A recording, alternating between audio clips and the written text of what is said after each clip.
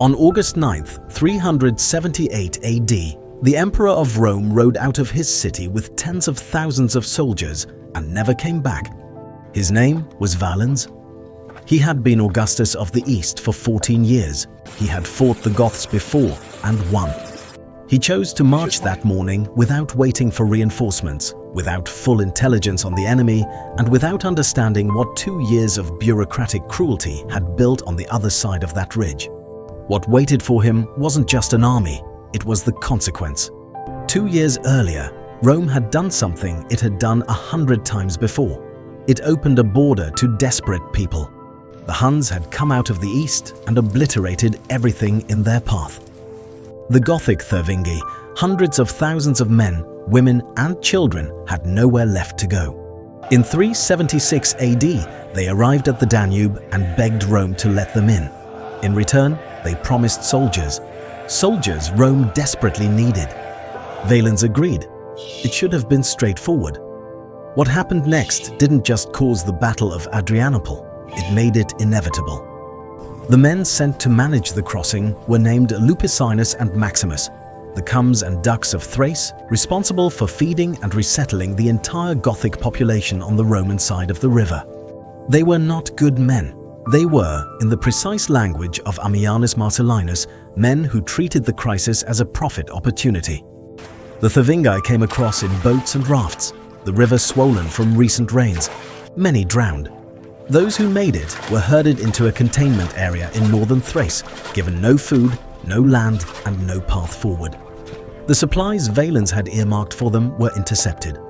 What reached the Goths instead were dogs, slaughtered, rotting, sold at a price of 1 child per animal. According to Ammianus Marcellinus, even the families of Gothic chieftains sold their sons into Roman slavery for a meal. The people who had crossed the Danube looking for safety were being consumed by the empire that promised to protect them. What Lupicinus and Maximus didn't grasp was that the man standing inside that containment area, watching children being traded for rotten meat, was Fritigern, the Gothic war leader. A man who had agreed to this crossing, a man who had told his people to trust Rome, and a man who, as each day passed, was building something far more dangerous than hunger. He was building rage with military experience behind it. In early 377, Lupicinus made his move. He invited Fritigern and his co-leader Alavivus into Marcianople for a banquet, a formal dinner, the kind Rome used to signal respect. The Gothic leaders came because what choice did they have? Their people were starving outside the walls, and a formal invitation meant something finally changing. The doors closed, the feast began. And then, while Fritigern and Alavivus sat across the table from Lupicinus, Roman soldiers killed the Gothic royal bodyguards waiting outside. The banquet was the trap. Alavivus was taken. What happened to him after is not recorded, which is the historian's way of telling you he didn't survive. Fritigern got out, through means even Ammianus admits are unclear. He rode back to his people and told them what Rome's hospitality looked like from the inside. The containment area erupted. 7,000 Gothic warriors, underfed but furious beyond calculation, broke out and tore through the Thracian countryside. Lupicinus marched out to stop them with around 5,000 provincial limitani, garrison troops, not frontline soldiers. Fritigern's men hit them so hard that Lupicinus himself was among the first to run. The Goths stripped the Roman dead of weapons, armour, shields. What had been a refugee column was now a standing army, equipped by the empire it was about to destroy. For 2 years, Thrace burned. Fritigern split his forces across the countryside, let the land feed them, and kept the Romans scrambling to contain a war that refused to end. Escaped slaves joined him. Roman farmers, ground down by imperial taxation, picked up weapons and added themselves to the Gothic lines. What had entered the empire as a refugee crisis had become something Rome had never faced. An enemy manufactured inside its own borders with nowhere to go back to. Valens sent generals. They fought the Goths to bloody stalemates. His nephew Gratian, Emperor of the West, marched east with reinforcements. Then an Alemannic defection triggered a Rhine crossing that pulled Gratian back, months behind schedule. Every step toward resolution produced a new complication. By summer 378, Valens had his full eastern army at Adrianople. Gratian was finally moving east again. The plan? Converge, encircle, destroy, wait for Gratian, fight together. Valens did not wait.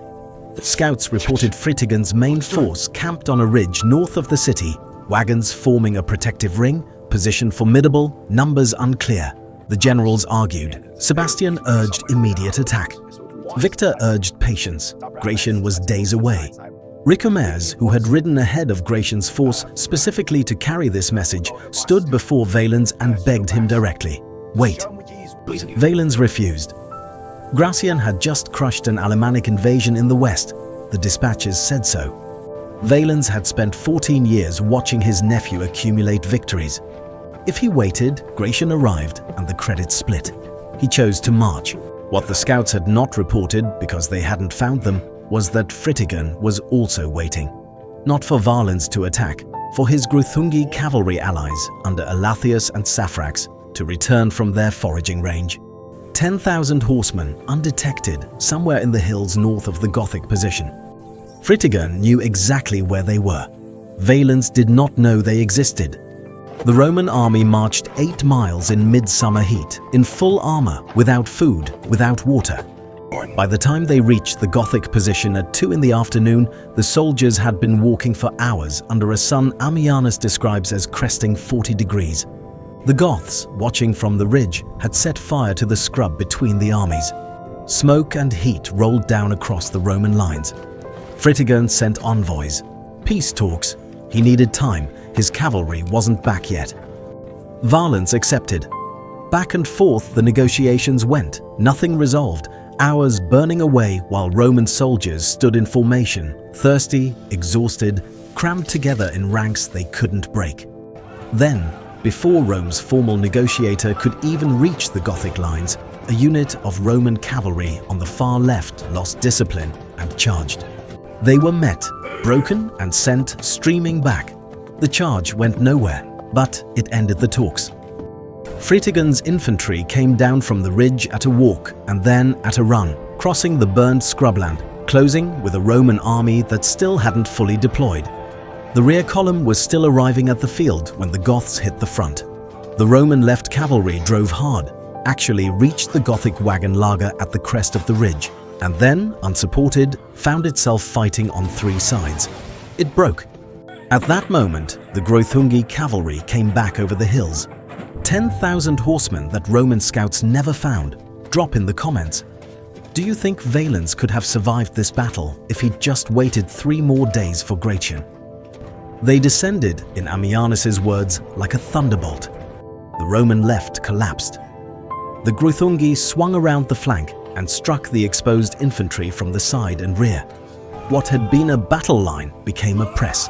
Roman soldiers jammed so tightly together that men couldn't raise their weapons, couldn't find space to swing, couldn't see the missiles coming through the crush. Ammianus describes it plainly. It was impossible to see the enemy's missiles in flight and dodge them. All found their mark and dealt death on every side. 2/3 of the Eastern Roman army, somewhere between 10,000 and 20,000 men, depending on the source, died in that press or trying to escape it. 35 tribunes, the senior regimental officers, died on the field. The elite lanciari and mattiari held the line until almost nothing remained, giving Valens time to reach their ranks. Most of the high command had already fled. The emperor was last seen surrounded by his last soldiers, alive in the chaos of collapse. What happened next is one of history's genuinely unresolved questions. One account says he was struck by an arrow and died where he fell. Another, from a soldier who later escaped Gothic captivity, says Valens was wounded and carried to a nearby farmhouse, where his bodyguard barricaded the doors. Unable to break through, the Goths burnt the building to the ground, not knowing the emperor was inside. His body was never found. No burial, no tomb. The most powerful man in the Eastern world vanished into the smoke of a farmhouse in Thrace, and the Goths who killed him didn't know who they had killed until a prisoner told them the next morning. Fritigern turned toward Adrianople, where the imperial treasury sat behind the walls. He couldn't take it. He tried Constantinople next, couldn't take that either. He pulled back into Thrace and kept burning. For 4 more years, Rome could not dislodge the Goths from territory it had invited them into. In 382 AD, the new Eastern Emperor Theodosius ended it through negotiation. Land inside the empire, autonomy, military service in exchange, which was exactly what Valens had offered in 376 before Lupicinus and Maximus turned it into a catastrophe. After 378, Rome never again fielded an army composed primarily of Roman soldiers.